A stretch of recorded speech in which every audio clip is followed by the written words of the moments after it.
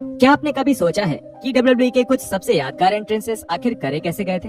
Special props से लेकर अलग अलग कैमरा ट्रिक्स तक डब्ल्यूडब्ल्यूई ने अपने सबसे चहेते सुपरस्टार्स के लिए एक से बढ़कर एक एंट्रेंसेस करवाए हैं। वहाँ मौजूद फैंस की फुटेज, पर्दे के पीछे के इंटरव्यूज और कुछ तस्वीरों की मदद से इनमें से कुछ एंट्रेंसेस के राज अब खुल चुके हैं। तो जुड़िए हमारे साथ, जहां हम ऐसे ही आइकॉनिक एंट्रेंसेस के पीछे के 15 रहस्यों के बारे में बात करेंगे। The big show wrist grip. Big show के एंट्रेंस में एक आम बात ये थी कि वो हमेशा अपनी कलाइयों को पकड़ते थे।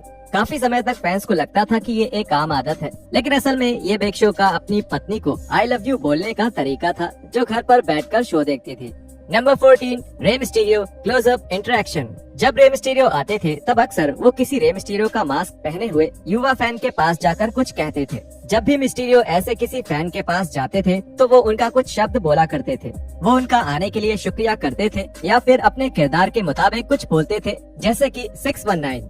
लेकिन एक बार, और ये झूठ भी हो सकता है, लेकिन रेडिट पर BITW नाम के एक यूजर ने एक पोस्ट डाला जिसमें उसने कहा कि जब मैं 8 साल का था तब रे मिस्टीरियो ने एक हाउस शो पर मुझे लिटिल बिच बोला था।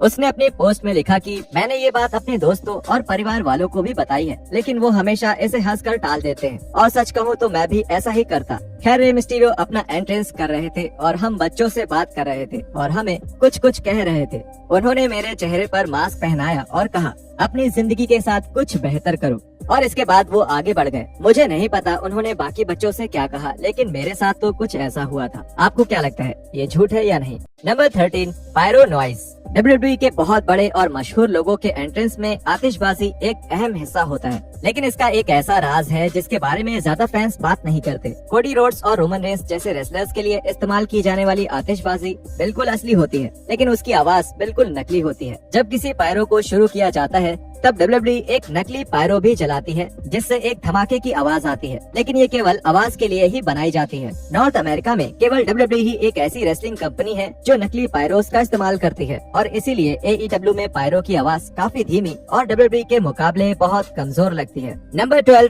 The ascension rising from the ground.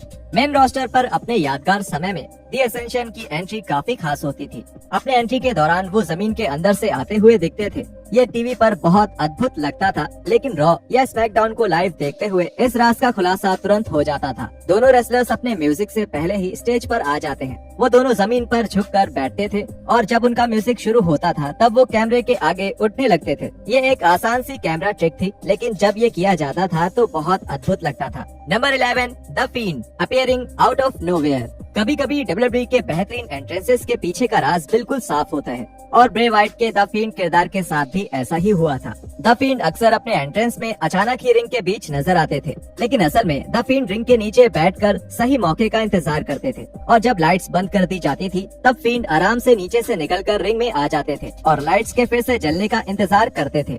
एक समय पर ये इतना साफ हो गया था कि फील्ड का म्यूजिक बजते ही रिंग साइड पर मौजूद फैंस खुलेआम रिंग के नीचे के पर्दे की वीडियो बनाते थे, क्योंकि उन्हें पता था कि वो वहीं से आने वाले हैं। Number 10, royal rumble 2017। क्योंकि 2017 का रॉयल रंबल एक बड़े स्टेडियम में हुआ था, इसलिए डब्ल्यूडब्ल्यूई ने कुछ रेसलर्स को एक गोल्फ कार्ट की मदद से रिंग तक पहुंचाने का फैसला किया। ऐसा कुछ स्क्रीन पर तो नहीं दिखाया गया था, लेकिन वहां मौजूद फैंस की तस्वीरों की मदद से हमें ब्रॉन स्ट्रोमैन और बिग शो जैसे रेसलर्स का रिंग तक पहुंचने का राज पता चल गया। ये तस्वीरें काफी जल्द सोशल मीडिया पर फैलने लगी और फैंस ने इन तस्वीरों का काफी मजाक भी बनाया। Number 9, Asuka special mask. Women's champion Asuka WWE TV पर अपने एंट्रेंस के दौरान एक मास्क पहनती हैं, और इस मास्क के बारे में एक खास बात ये है कि चाहे आसुका कुछ भी करती रहे, लेकिन ये मास्क उनके चेहरे से नहीं निकलता। इस बात ने फैंस को कई सालों तक सोच में डाला हुआ था, क्योंकि इस मास्क को आसुका के मुंह पर लगाने के लिए कोई धागा या स्ट्रैप भी नहीं दिखता है। लेकिन इसके पीछे का राज काफी आम सा है, और वो ये है कि आसुका मास्क में लगी एक प्लेट को अंदर से अपने मुंह में दबाकर रखती है, जिससे ये मास्क अपनी जगह पर ही रहता है,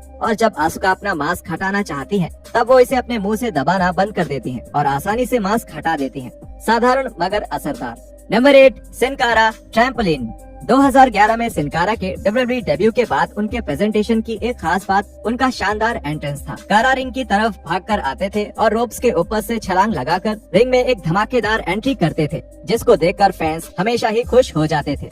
शुरुआत में ये काफी हैरान करने वाली एंट्री लगती थी, क्योंकि ये समझना मुश्किल था कि कारा इतनी ऊंची छलांग कैसे लगा लेते हैं। लेकिन 2011 में एरेना में मौजूद फैंस की कुछ तस्वीरों की मदद से ये पता चला कि कारा असल में रिंग में आने के लिए एक ट्रैम्पोलिन का इस्तेमाल करते हैं। WWE इस खुलासे से खुश नहीं थी और इसलिए उन्होंने कारा के एंट्रेंस से ट्रैम्पोलिन को पूरी तरह हटा दिया। इसकी जगह अब कारा भागकर रिंग की तरफ आते थे और बीच की रोप से एक फ्लिप करते थे, जो कि देखने में पहले से काफी कम अच्छा लगता था।